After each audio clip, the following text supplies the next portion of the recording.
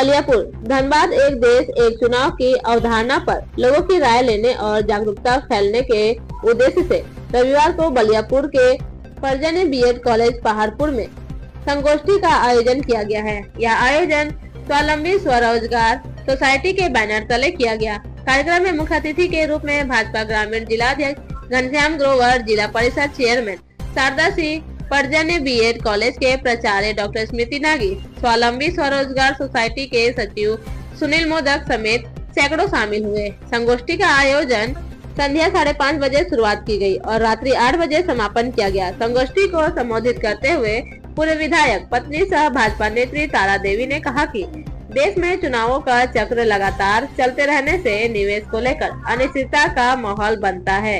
एक चुनाव होने से परिदृश्य में महंगाई में गिरावट आती है। संगोष्ठी के बाद एक देश एक चुनाव की मांग को लेकर राष्ट्रपति के नाम पोस्ट कार्ड भेजा जाएगा। उमेश मोदक की रिपोर्ट। क्या कुछ संदेश देना? देखिए, ये मोदी जी का साफ संदेश है कि हमारे देश में जिस तरह पूर्व में चुनाव होता था, 51 से लेकर 1967 तक एक ही साथ सब चुनाव होते थे। बाद में उस टाइम की सरकारों ने अपने लाभ के लिए इस नियम को तोड़ दिया। मोदी जी चाहते हैं कि देश का विकास और तेजी से हो, हमारा देश तेजी से आगे बढ़े, हमारा विकास करे और तेजी से। इसलिए चाहते हैं कि खर्च में कटौती हो, इसलिए चाहते हैं कि पूरे देश में एक साथ चुनाव हो और खर्च में कटौती हो, लोगों को राहत मिले, व्यापारी को राहत मिले, बच्चों को लाभ मिले इसका, और जो सरकारी कर्मचारी जिनको बार बार ड्यूटी में जानी पड़ती है उनको भी लाभ। जो भी बिल आता है विपक्ष द्वारा विरोध किया जाता है, आप लोग कैसे इनका प्रचार करेंगे? देखिए, जिनका काम विरोध करना है वो तो निश्चित रूप से करेंगे, चाहे वो मोदी जी कितना भी अच्छा काम कर लें। विरोधी दल का काम विरोध करना है तो विरोध करेंगे, लेकिन मोदी जी देश हित में सोचते हैं और देश को सब साथ लेकर चल सकते हैं। आज हमारे साथ मेजोरिटी है, हम लोग इस कानून को तुरंत पास कर सकते थे, लेकिन मोदी जी सोचते हैं नहीं, हम जनता का साथ लेकर, सबों का साथ लेकर, चाहे वो विपक्ष में हो, सत्ता पक्ष में हो, जहां हम पब्लिक हो, सबका साथ लेकर, सबका सुझाव लेकर इस बिल को पास करें।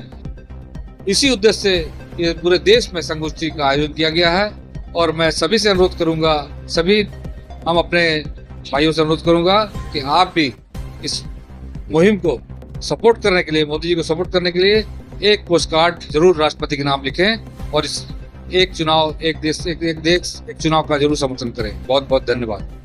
कार्यक्रम आज रखा गया था, क्या कुछ कहना चाहिए? जी, पूरा देश इससे प्रभावित है, चाहे वो आम नागरिक हो या फिर व्यवसायी वर्ग हो, शिक्षकगण हो, स्टूडेंट हो, महिलाएं हो, जो छोटे छोटे टेम्पू चालक हैं, बस चालक हैं, सभी लोग इससे प्रभावित। अगर एक देश एक चुनाव हम लोग लागू करवा पाते हैं, देश में ये लागू हो जाता है, तो पूरे राज्य भर में चुनाव, बार बार राज्य में चुनाव होने से जो खर्च होता है उससे हम बचत करेंगे, वो देश के विकास के लिए काम आएगा।